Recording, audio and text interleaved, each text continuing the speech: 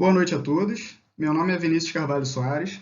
Eu sou aluno do mestrado em Engenharia de Produção da Universidade Federal Fluminense e vou apresentar o artigo Estudo da Maturidade de Processos COBIT na Eletrobras. A apresentação é requisito da disciplina Gestão da Cadeia de Suprimentos com Uso de TI, ministrada pelo professor doutor Carlos Francisco Simões. O artigo foi publicado na revista GenTech e foi escrito pelos autores Fernando César Almeida Silva, pelo professor Carlos Francisco Simões e pela Rafaela Alexandre da Silva. O objetivo é descrever como foi realizado um estudo da maturidade dos processos COBIT na empresa Eletrobras e a metodologia adotada pelos autores foi realizar uma pesquisa por meio da interrogação direta a 147 gestores de TI, integrantes do Comitê de Tecnologia da Informação, Telecomunicação e Automação do Sistema Eletrobras. A busca por artigos relacionados ao tema da pesquisa foi realizada nas bases de dados Scopus e Cielo, no período de 2008 a 2013. Na base de dados Scopus, foram encontrados 193 artigos relacionados ao tema da pesquisa no período de 2008 a 2013. No entanto, após uma leitura criteriosa do resumo desses artigos, chegou-se ao total de 36 artigos relevantes para o tema da pesquisa. Na base de dados Cielo, inicialmente foram utilizadas as mesmas chaves de busca utilizadas na base de dados Scopus, sem sucesso. A partir daí, foram necessárias chaves de busca mais simples, sendo encontrados 17 artigos, conforme podemos ver no gráfico a seguir. Para a revisão de literatura, foi utilizada a Lei Sarbanes-Oxley, também conhecida como SOX, e o COBIT.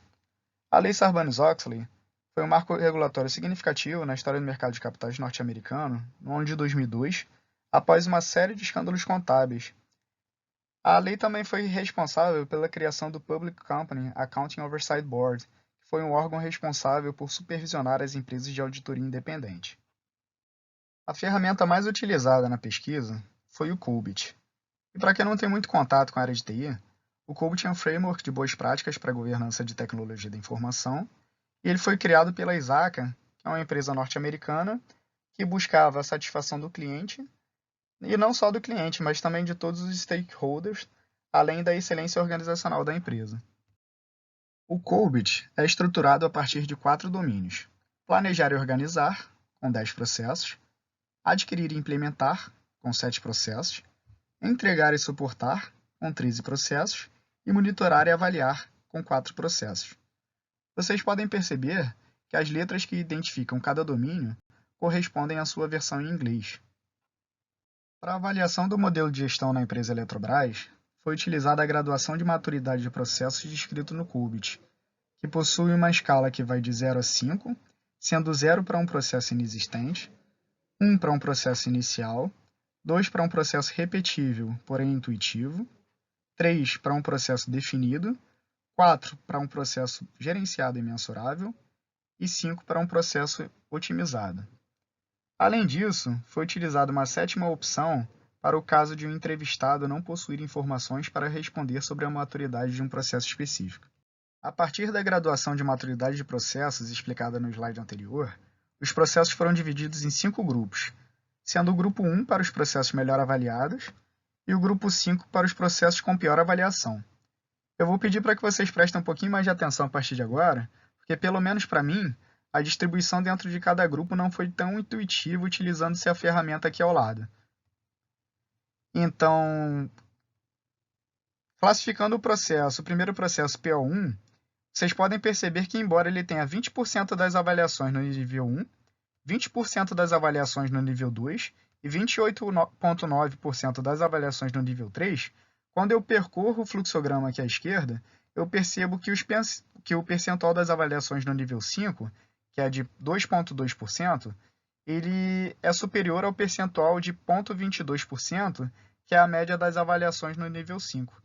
Ou seja, eu percebo que, embora ele tenha todos esses percentuais altos nos níveis 1, 2 e 3, o processo PO1 acaba sendo classificado no grupo 1. Na sequência, o processo PO2, embora ele tenha 35,6% de avaliações no nível 1, 17,8% de avaliações no nível 3 e 13,3% de avaliações no nível 6, quando eu percorro o fluxograma à esquerda novamente, eu percebo que o percentual de 0% ele é inferior aos 0,22%, que são a média de avaliações no nível 1, no nível 5, melhor falando, ou seja, ele não é classificado no grupo 1. Ele acaba caindo no próximo losango, que é o percentual de avaliações no nível 0. E, voltando a falar, sendo um pouquinho repetitivo, mesmo ele possuindo esses percentuais altos nos níveis 1, 2 e 3, pelo simples fato de ele ter 13,3% das avaliações no nível 0, que são superiores aos 10,67% de média nas avaliações no nível 0, ele acaba sendo classificado no grupo 5, que é o de pior classificação, de pior avaliação. Seguindo a sequência, o processo PO3 também não é classificado dentro do grupo 1, pelo fato de ter 0% inferior aos 0,22%. E o processo PO3 ele também possui 6,7% no nível 0, que também é inferior aos 10,67% de média, e ele cai para o próximo losango. A partir daí eu avalio as avaliações nos níveis 3 e 4.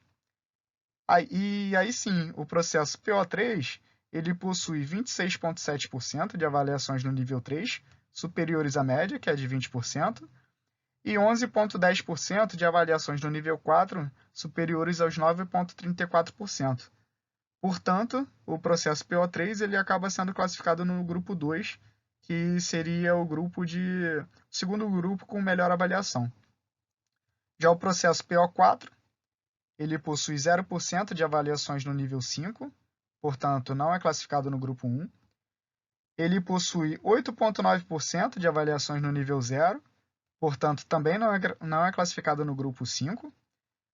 No terceiro losango, as avaliações níveis 3 e 4, ele possui 11,10%, que já é inferior ao percentual de 20%, portanto, ele não caberia no grupo 2.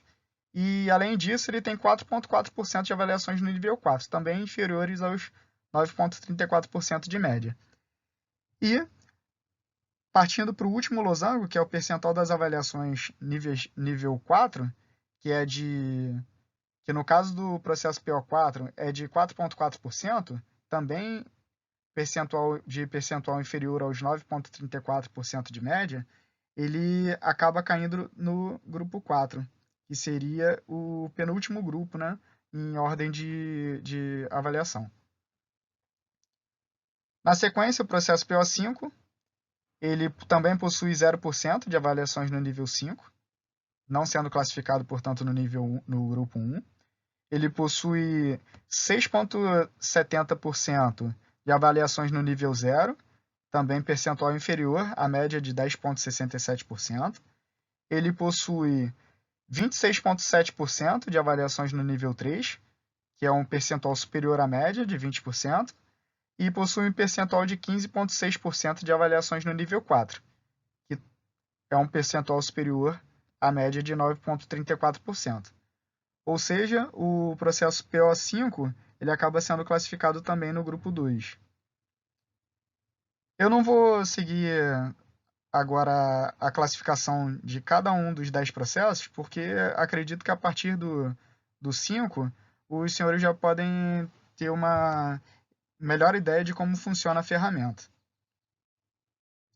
Apenas com caráter exemplificativo também, né, no segundo domínio, adquirir e implementar, eu posso ver aqui que o processo AI1 ele possui 0% no nível 5, que não é superior à média de 0%. Ele possui 8,9% de avaliações no nível 0, que é um percentual superior aos 7,61. Então, o processo AI1 ele é classificado no grupo 1. E o processo AI2 também possui 0% no nível 5, não superiores à média de 0%. 6,70%, que é um percentual inferior à média de 7,61%. Nas avaliações 3 e 4, eu percebo que o processo AI2 possui 33,30%, superiores à média de 26,03%. No entanto, ele possui apenas 11,10%, que é um percentual inferior aos 12,06%. Aqui no terceiro losango, o E possui aqui um caráter de interseção, então para que ele fosse classificado no grupo 2, o processo AI2, ele teria que atender não só o percentual de avaliações no nível 3 acima da média de 26,3%, como também um percentual de avaliações no nível 4 superiores aos 12,06%. Então, seguindo para o último losango, o percentual das avaliações no nível 4 do processo AI2, 11,10%, ele sendo um percentual inferior aos 12,06%, o processo AI2 acaba sendo classificado no grupo 4, que é o penúltimo em ordem de avaliações, né? Já no quarto domínio, o processo DS1, ele possui 0% de avaliações no nível 5, 6,70% no nível 0, também inferior à média de 8,89%. Nas avaliações 3 e 4, ele possui 22,20, inferiores aos 22,84. E já no quarto losango, eu verifico que as avaliações no nível 4 são de 6,70%, inferiores à média de 8,26. Logo, o processo DS1 ele acaba caindo no grupo 4. E por último, no quarto domínio, monitorar e avaliar, o processo ME1 possui 0% no nível 5, 15,6% no nível 0, percentual superior à média de 11,68%, e o processo ME1 para já no segundo losango, né? Obedece à condição e acaba sendo classificado no grupo 5, que é o de pior avaliação. E por fim, nós agrupamos todos os 34 processos, tanto por domínio quanto pelos grupos avaliados anteriormente, e nós podemos perceber que 15 processos foram avaliados no grupo 5, que é o de pior classificação. E para que fosse estabelecida uma ordem de prioridade dentro dos 15 processos avaliados no grupo 5, foram escolhidos os processos COBIT relevantes para o PICAOB. Dentre estes processos, foram priorizados aqueles que cobrissem o maior número de controles de ambiente de TI. Como podemos observar na tabela, dentre os 34 processos COBIT, apenas 13 são considerados relevantes.